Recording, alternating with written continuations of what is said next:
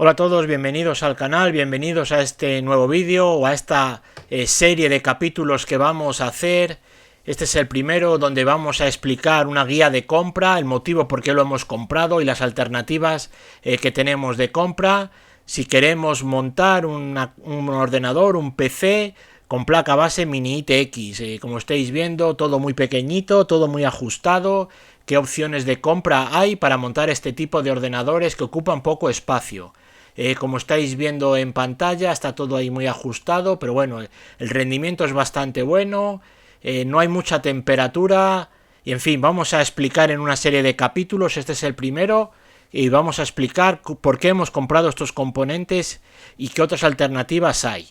Bueno, vamos a empezar por la caja PC, como estáis viendo ahí en pantalla, yo me he decantado por esta. Evidentemente que para gustos se hicieron los colores y al que le guste otro tipo de modelo, pues que elija la que él estime oportuno. Si lo que sí que hay que tener en cuenta son las características de estos productos, que vienen en tamaño reducido. No vale cualquier tipo de componente. Como podéis leer en pantalla, esta caja admite a fuentes de alimentación tanto SFX como ATX, pero fijaros, no es compatible con fuentes de alimentación modulares ATX. Esto hay que tenerlo muy en cuenta antes de comprar los componentes o reutilizar los que nosotros ya tenemos.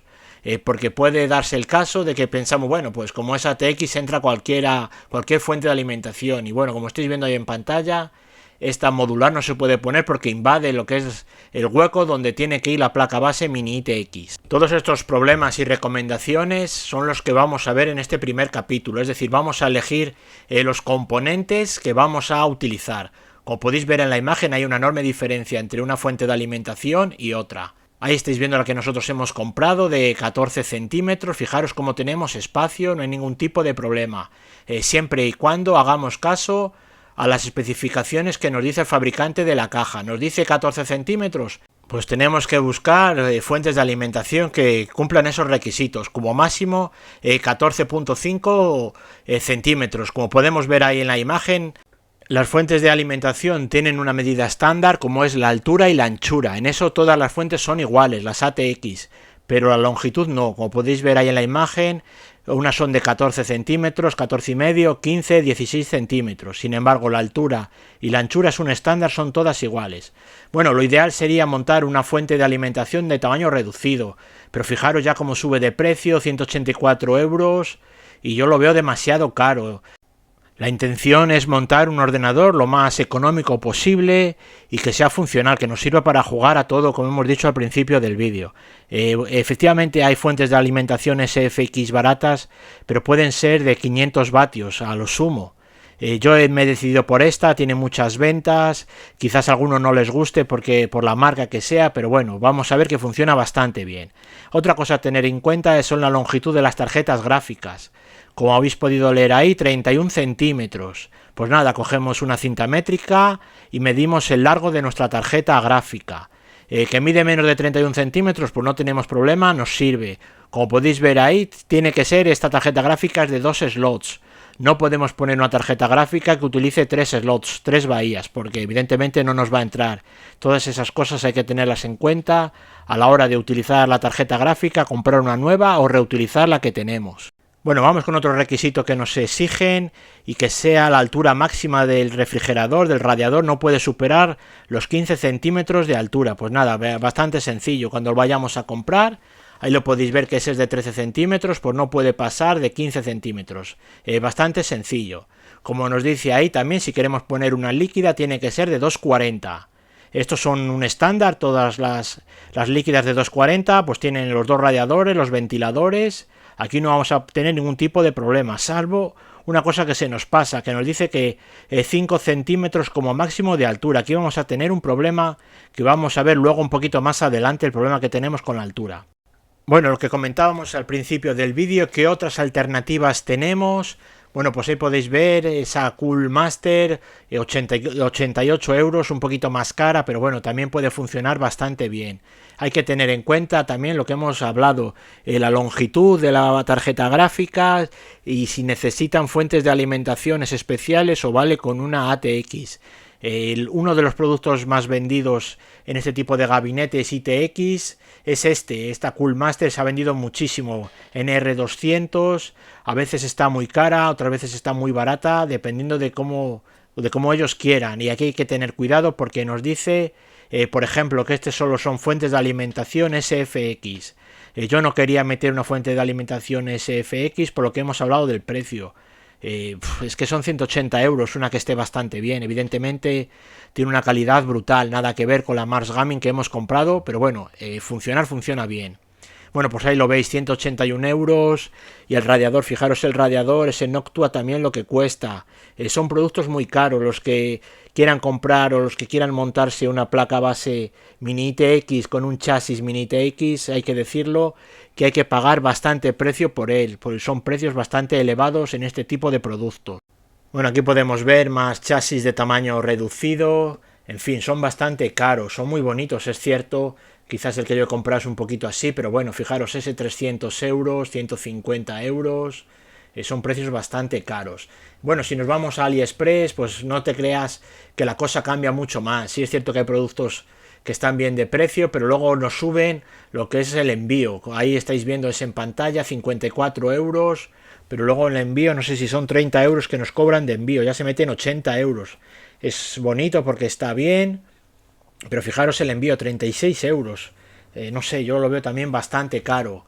Aquí utilizamos solo fuentes de alimentación SFX, pero bueno, no sé, ya os digo que hay que gastarse el dinero para montar este tipo de ordenadores. Si no, pues eso, hay la guía que estamos haciendo con productos que yo he cogido los más económicos posibles.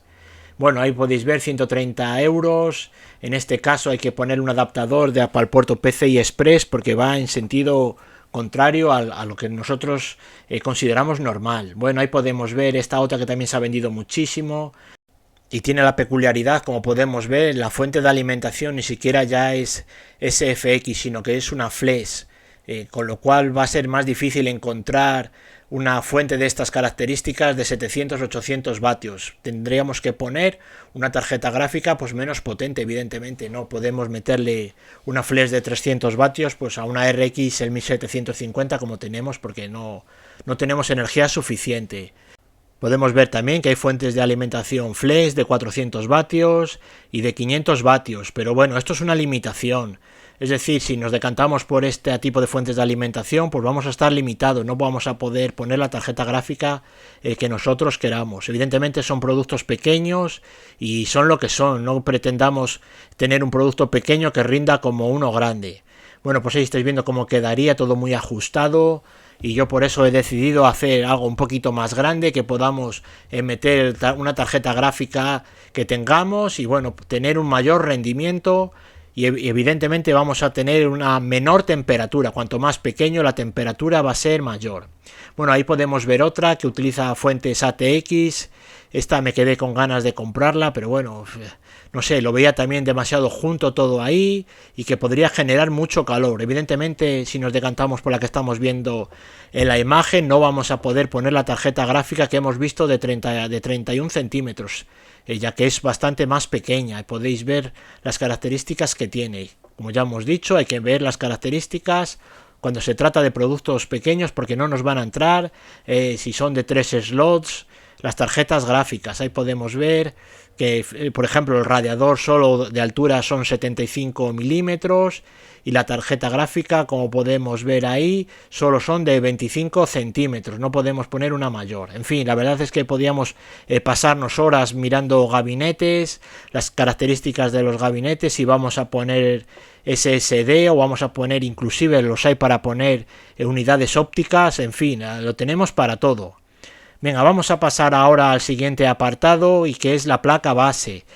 Bueno, algunos se extrañarán o preguntarán por qué vuelvo otra vez a comprar placa base Ergin, y es que el resultado es lo de siempre. Es que yo no conozco nada por este precio. Fijaros, 163 euros, placa base y procesador. Una placa base y un procesador que rinde bastante bien. Yo no he tenido problemas serios. Evidentemente he tenido problemas con estas placas base, ya las hemos visto ahí en el canal, las disputas y en fin, pero con todas las perrerías que le he hecho a estas placas base, funcionan todas perfectamente. Sí es cierto que tienen sus más y sus menos, pero no hay un producto económico que pueda igualar a la Serging. Como vamos a ver más adelante, en otros productos siempre van a estar más caros. Pueden ser mejor, pueden ser peor, pero bueno, son productos que funcionan bastante bien. Fijaros, esta i5, cuando le hacemos un estrés CPU, se queda en 60 grados. Yo la verdad es que me esperaba que se pusiera pues a tope, como sus hermanas Ergin i9 o la de 12ª generación, que se metían en 90 grados de temperatura. Sin embargo, esta, fijaros, no sé si ese IHS funciona mejor, pero aguanta muy bien las temperaturas. Y al no existir ese estrangulamiento térmico, como podéis ver, no baja de esos 4.2 GHz. Se mantienen estables los 4.2 GHz. Evidentemente son 6 núcleos 12 hilos y las otras Ergin pues tienen más núcleos, con lo cual se calientan más. Bueno, ¿qué alternativas tenemos a este procesador? Pues podemos ver este i5 11400, solo el procesador 153 euros. Es una gama un poquito inferior, pero bueno, si hacemos una comparativa nos vamos a dar cuenta que el rendimiento va a ser muy similar. Evidentemente no es lo mismo, ahí podéis ver la litografía de un ordenador o de un procesador de escritorio a uno de ordenador portátil, tiene que ser más pequeño. Bueno, ahí podéis ver la frecuencia turbo máxima, la de la Ergin es un poquito superior, pero bueno, como os comento, más o menos de rendimiento deben de ir muy parecidos ambos procesadores. Bueno, 3200 MHz de frecuencia de memoria RAM, los gráficos integrados, bueno, quizás un poquito superior ahí la frecuencia en la Ergin. Bueno, ¿qué otra alternativa tenemos?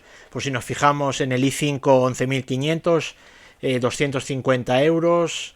Habría que sumarle también el precio de la placa base. Si nos vamos a 12ª generación, 240 euros. Y bueno, yo creo que ya para rizar el rizo, lo ideal sería pues este i5 de 13ª generación, 273 euros. Y bueno, ya tendríamos ordenador para aburrir.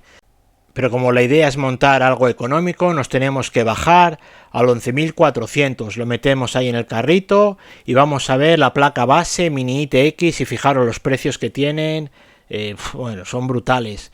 113 euros está bien, 140 euros, bueno, pero está bien. Pero es que hay placas Mini ITX de 200, de 300, nada, una burrada. Nosotros no nos lo podemos permitir, al menos yo. Así que nada, vamos a meter esta ASRock de 113 euros y vamos a ver cuánto nos supone. Fijaros, son 267 euros. Si la comparamos con la Ergin, que eran 160, 170 euros, pues son 100 euros más barato. No sé, para mí 100 euros más barato es mucho dinero, que lo podemos destinar a una tarjeta gráfica. Si nos vamos a AliExpress, podemos ver aquí, por ejemplo, esta Maxum, 117 euros. Bueno, aquí podemos ver este combo de AliExpress, 284 euros. Si vemos lo que nos cuesta el precio local del procesador, 162, más la placa base que son otros 100 y pico, prácticamente los 284 euros. Pero aquí nos entran 16 GB de memoria RAM 3200, que parece, bueno, es una oferta que está bastante bien y es tentadora. Esos 16 GB por el mismo precio. Podemos bajar un escalón más abajo con un i3, serían 200 euros. Pero lo que os comento, fijaros que la Ergin eran 160 euros más 9 euros de aduanas, son 170 euros, no llega a 180 euros la placa base y el procesador. Bueno, si nos vamos a AMD, bueno, pues podemos ver esta que es también económica, 140 euros más 140 euros del procesador, serían 280 euros placa base y procesador. Esto ya lo decidís vosotros, qué interesa más, qué interesa menos, lo podéis poner ahí en los comentarios. Y bueno, para los amantes de One and C, tiene su placa base Mini ITX, que bueno, pues ahí lo veis, 112 euros, que bueno, para gusto los colores. Bueno, almacenamiento, yo siempre recomiendo tener almacenamiento mínimo 1 tera, yo estoy usando uno de 2 teras, son 50 euros, 60 euros, 70 euros, en fin, vamos a poner uno de 50 euros para hacer luego la lista total, el precio total de los componentes que vamos a utilizar para montar el ordenador que habéis visto. No sé, quizás, bueno, sí, lo que hay que recomendar ya es ahora, ya sabéis, que si viene la generación 4, el Gen 4 o PCI Express 4, son completamente válidos para los Gen 3 o PCI Express 3. Bueno, la memoria RAM, La verdad es que ha bajado bastante de precio. Fijaros, 16 gigas 3200, pues son 40 euros. Con 16 gigas vamos a poder jugar prácticamente a todo. Yo la compré bastante más cara. A mí 32 me costaron 100 y pico euros. La Keystone Fury que estáis viendo ahí por 44 euros. Con 16 gigas vamos a tener de sobra, aunque yo os recomiendo coger dos módulos de 16. Bueno, como estáis viendo en pantalla, yo voy a utilizar esas Keystone 32 gigas a 3200. No hay ningún tipo de problema en esta placa base Ergin i5 11500H en activar los perfiles XMP. Han funcionado bien, no me han dado ningún tipo de problemas. Ya lo iremos viendo en el siguiente vídeo o en el vídeo donde hagamos el test en juegos y en rendimiento. El siguiente vídeo va a ser el montaje, que la verdad es que se hace bastante pesado montar este tipo de placas base. Bueno, pues ahí podéis ver los resultados de CPU-Z. Esto puede ser un adelanto, como está bastante bien los resultados que nos da CPU-Z. Yo pensaba que no iba a rendir también este i5 de procesador de ordenador portátil, pero bueno, la verdad es que funciona bien para esos 163 euros que hemos pagado por él. Vuelvo a repetir, no quiero ser pesado, pero el rendimiento que nos ofrece por ese precio está bastante bien. Y el objetivo del vídeo, como hemos dicho, es montar algo que sea económico.